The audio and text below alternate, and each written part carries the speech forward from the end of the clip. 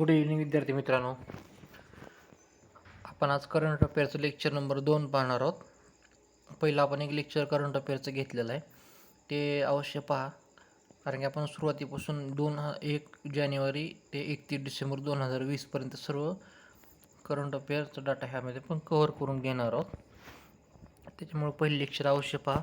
आणि lecture series ही current affair lecture series जी आहे ती संपूर्ण पाहिलं तर तुम्हाला येणारी जी कंबाईन परीक्षा आहे त्याला भरपूर त्याचा फायदा होईल. त्यामुळं हे लेक्चर सिरीज अवश्य पहा. आता लेक्चर नंबर 2 आपण आज पाहणार आहोत. तत्पूर्वी स्टडी पॉईंट एज्युकेशन चॅनलला आपल्या सबस्क्राईब करा, लाईक करा आणि काय लेक्चर कसं वाटलं याबद्दल कमेंट बॉक्समध्ये आवर्जून सांगा. ही जी लेक्चर सिरीज आहे करंट अफेअरची ती मी शैलेश जाधव घेत आहे. तर आपण जास्त वेळ न घालवता लेक्चर सिरीजला सुरुवात करू. बघा, आपण पॉईंट नवीन बघणार आहोत आज.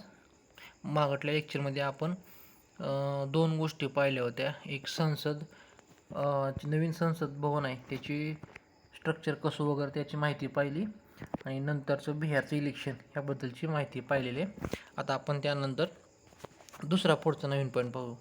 दिल्ली प्रदूषण रोखण्यासाठी नवीन अध्यादेश जारी करण्यात आलेला आहे. तर राष्ट्रीय राजधानी क्षेत्र दिल्ली त्यालगतच्या परिसरातील वाढत्या प्रदूषणाला आळा घालण्यासाठी केंद्र सरकारतर्फे एक नवा कायदा करण्यात आला असून या अध्यादेशाद्वारे तो तातडीने लागू करण्यात आला आहे. जो नवा कायदा केला आहे तो लागू करण्यासाठी एक नवीन अध्यादेश काढण्यात आला आहे. तर बघा, दिल्ली प्रदूषण रोखण्यासाठी एक कायदा केला आहे आणि तो काढण्यासाठी एक नवीन अध्यादेश काढण्यात आलेला आहे. तर आता कोणता आहे तो आपण बघूया. तर या अध्यादेशाला दिल्ली प्रदूषण विरोधी अध्यादेश 2020 असं नाव देण्यात आलेलं आहे. तर ह्या अध्यादेशाला नाव काय आहे? दिल्ली प्रदूषण विरोधी अध्यादेश 2020 असं नाव देण्यात आलं असून 28 ऑक्टोबर 2020 रोजी राष्ट्रपतींनी त्यावर स्वाक्षरी केली व तो तात्काळ लागू करण्यात आलेला आहे. तर हा अध्यादेशाला दिल्ली प्रदूषण विरोधी अध्यादेश 2020 असं नाव देण्यात आलं आहे. काय दिले तर या अध्यादेशाला दिल्ली प्रदूषण विरोधी अध्यादेश 2020 असं नाव देण्यात आलं असून 28 ऑक्टोबर 2020ला राष्ट्रपती त्यावर स्वाक्षरी केली आणि तो तात्काळ लागू करण्यात आला. अध्यादेशाला नाव काय दिले? दिल्ली प्रदूषण विरोधी अध्यादेश 2020. लक्षात आलं. आणि या अध्यादेशाच्या धर्तीवर 5 नोव्हेंबर 2020 रोजी काढलेल्या अधिसूचनेद्वारे केंद्र सरकारने गेली 25 वर्षे अस्तित्वात असलेला पर्यावरण प्रदूषण प्राधिकरणाच्या जागी राष्ट्रीय राजधानी क्षेत्र आणि त्याच्या भोवतालच्या प्रदेशातील वायू गुणवत्ता व्यवस्थापन आयोग स्थापन केलेला आहे.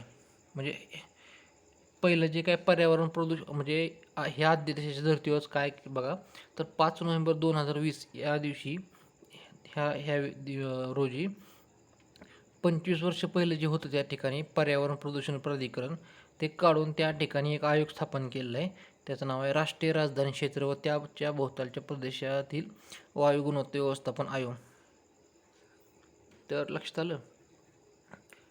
तर ह्या त्या ठिकाणी म्हणजे पहिलं 25 वर्ष जे काम पर्यावरण प्रदूषण प्राधिकरण करत होतं त्याच्या ठिकाणी आता एक नवीन आयोग स्थापन केला. त्याचं नाव आहे राष्ट्रीय राजधानी क्षेत्र व त्याच्या भोवतालच्या प्रदेशातील वायू गुणवत्ता व्यवस्थापन आयोग. बघा, ह्यामध्ये काय महत्त्वाच्या गोष्टी आहेत त्या.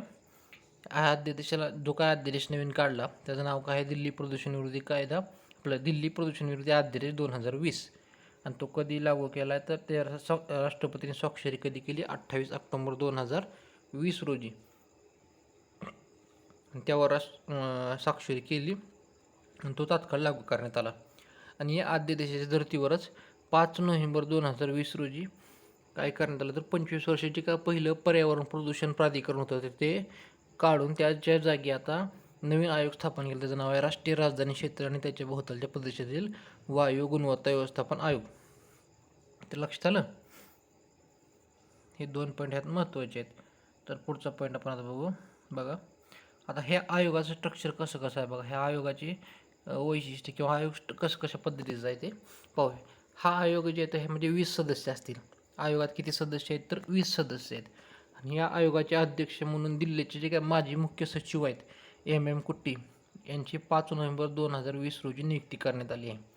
म्हणजे ह्या आयोगाचे अध्यक्ष कोण आहेत? दिल्लीचे माजी मुख्य सचिव MM कुट्टी यांची 5 नोव्हेंबर 2020 रोजी नियुक्ती करण्यात आली. ह्या आयोगाचे 20 सदस्य असतील.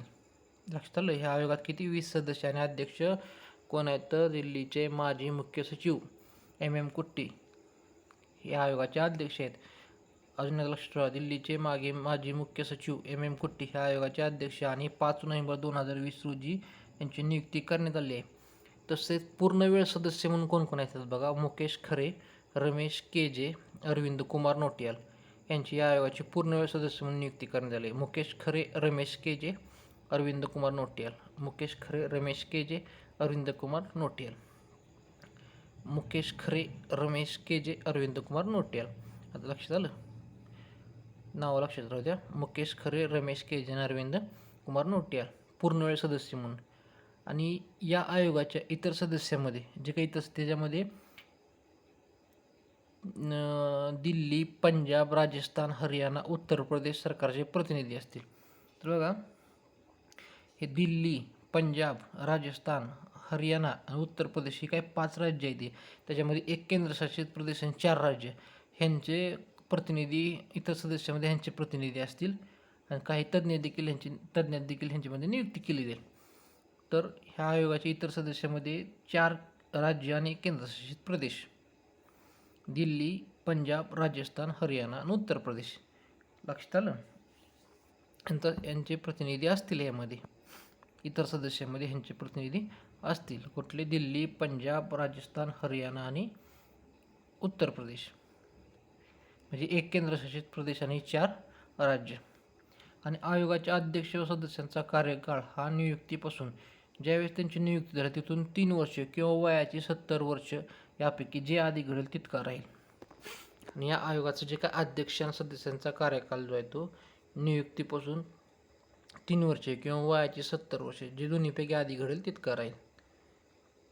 मला वाटतं ह्या गोष्टी तुम्हाला क्लिअर झाल्या असतील, समजलं असेल.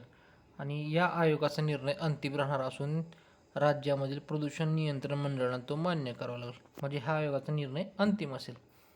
तर आता आयोग एकदा अजून आपण व्यवस्थित बघू. बघा, 20 सदस्य असणार ह्या आयोगामध्ये. अध्यक्ष दिल्लीचे माजी मुख्य सचिव आहेत MM कुट्टी. ते 5 नोव्हेंबर 2020 त्यांची नियुक्ती केली.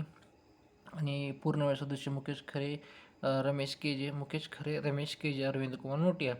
आणि ह्यामध्ये 5 राज्य म्हणजे एक केंद्रशासित प्रदेश आणि 4 राज्यांचे प्रतिनिधी असतील. ते राज्य कुठली? तर दिल्ली, केंद्रशासित प्रदेश दिल्ली आणि 4 पंजाब, राजस्थान, हरियाणा, उत्तर प्रदेश. आणि आयोगाच्या आयोग व सदस्यांचा कार्यकाल जो आहे तो म्हणजे आयोगाचा आणि सदस्यांचा कार्यकाल जो आहे म्हणजे आयोगाचे अध्यक्ष आणि सदस्यांचा कार्यकाल जो आहे तो नियुक्तीपासून 3 वर्षे किंवा 70 वर्षे यापैकी जे आधी घडेल तितका असेल. म्हणजे लक्षात ठेवा, अध्यक्षाचा आणि सदस्य दोघांचा आहे, फक्त अध्यक्षांचा नाही.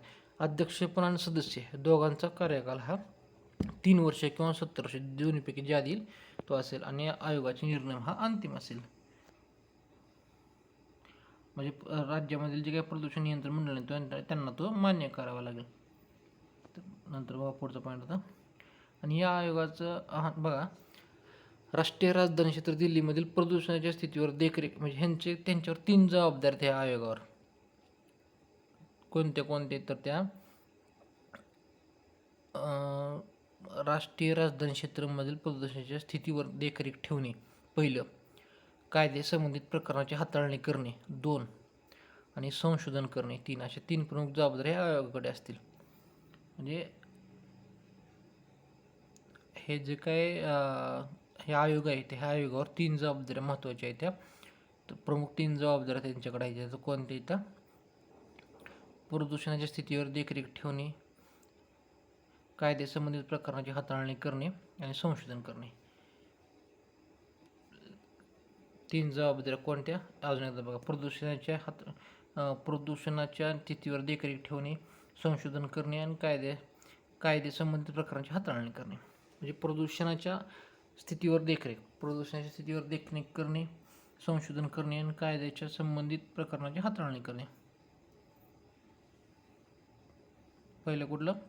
प्रदूषणाच्या स्थितीवर देखरेख, कायदे संबंधित प्रकरणाची हाताळणी करणे आणि संशोधन करणे अशा 3 प्रमुख जबाबदाऱ्या ह्या आयोगावर आहेत. आणि राष्ट्रीय राजधानी दिल्लीमधील प्रदूषणावर आयोगाला दरवर्षी संसदेला अहवाल सादर करावा लागेल.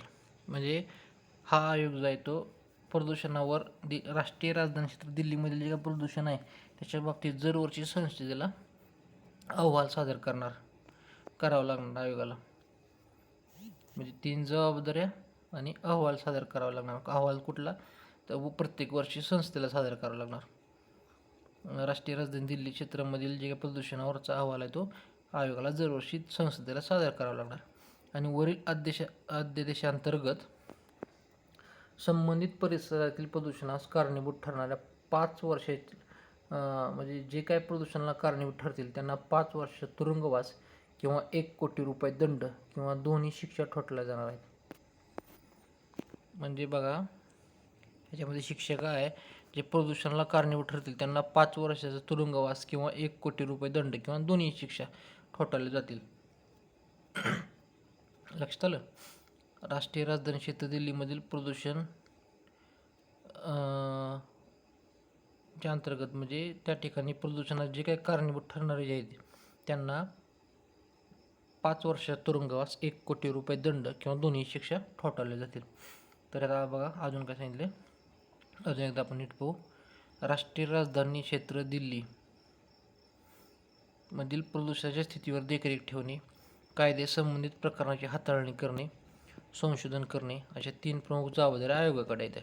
आयोगाकडे प्रमुख 3 जबाबदाऱ्या कोणत्या येतात तर प्रदूषणाच्या स्थितीवर देखरेख ठेवणे, कायदे संबंधित प्रकरणाची हाताळणी करणे, संशोधन करणे अशा 3 प्रमुख जबाबदाऱ्या आयोगाकडे असतील.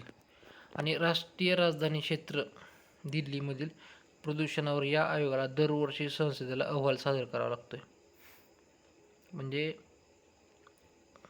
आयोग जे आहे तो ह्या प्रदूषणावर जे काय प्रदूषणाच्या बाबतीत सगळ्या गोष्टींचा अहवाल सादर करून तो संसदेला दरवर्षी सादर करावा लागणार आहे.